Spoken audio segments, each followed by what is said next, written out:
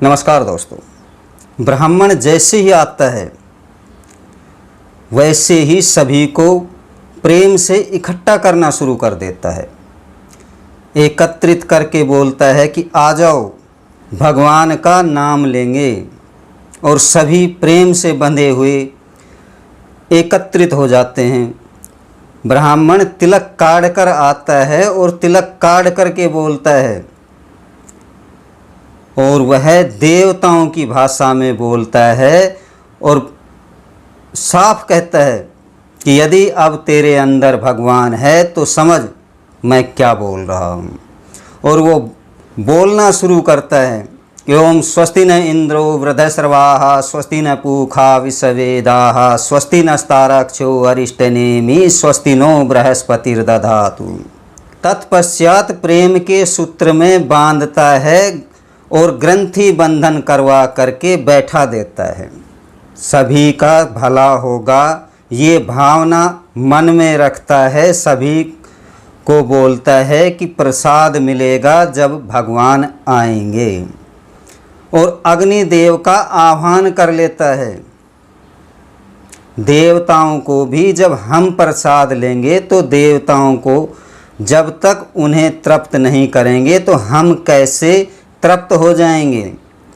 और अग्नि के माध्यम से देवताओं को तृप्ति प्रदान करता है और आशीर्वाद देता है कि खुश रहो, आनंद में रहो, मौज करो, भगवान का नाम लो। किसी प्रकार की परेशानी हो तो पंडित जी महाराज को बताओ, मैं उस भगवान से विनती करूँगा कि तुम्हारे कष्ट दूर हो। मित्रों, मैं ब्राह्मण विषय पर ही बोलता हूँ। जो समाज में बुराई फैल रही है ब्राह्मणों पर कि ब्राह्मण ये करता है, ब्राह्मण वो करता है, उन्हीं को ध्यान में रखते हुए हम सुनते हैं, देखते हैं तो हम बोलते हैं। प्रतिकार की क्षमता जो होती है वह ब्राह्मणों में सबसे अधिक होती है। ब्राह्मण प्रतिकार करता है, चुप नहीं रह सकता। वो कोई भी ऐसे ही आके तुम्हारे घर के सामने गाली बक जाएगा तो क्या तुम चुप रहोगे? क्षमता होनी चाहिए प्रतिकार करने की, आवाज़ में दम होना चाहिए। ये ब्राह्मण बोलता है कि भगवान पर विश्वास रख के यदि एक बार प्रतिकार कर दोगे तो स्थिरता आ जाएगी, थम जाएगा।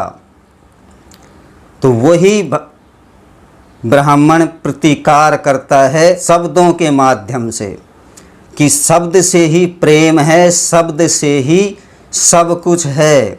और ब्राह्मण का सबसे बड़ा जो हथियार है वह शब्द है, जिसे मंत्र शक्ति कहते हैं। और ब्राह्मण मंत्र शक्ति से ही सब कुछ करता है। जो अब मैंने आपको प्रथम बात कही थी वो मैंने देवताओं के हवन के विषय पर कह रहा हूँ। उसके पश्चात ब्राह्मण अग्नि का आह्वान करके और देवताओं का आह्वान करके उन्हें आहुति देता है कि इससे भला होगा सभी का। जो अज्ञानी जन हैं वो जो कहते हैं कि कुछ नहीं होगा, तो भैया जो धुआं उठेगी, जो ब्राह्मण धुआं काढ़ रहा है बैठ करके, उससे कम से कम मक्खी मच्छर तो मरेंगे। तुम्हारे जो रोग दोष देते हैं, जो घर में राक्षस पैदा हो जाते हैं, जिन्हें मक्खी मच्छर कीटाणु जीवाणु बोलते हो तुम, उनसे तो फायदा होगा।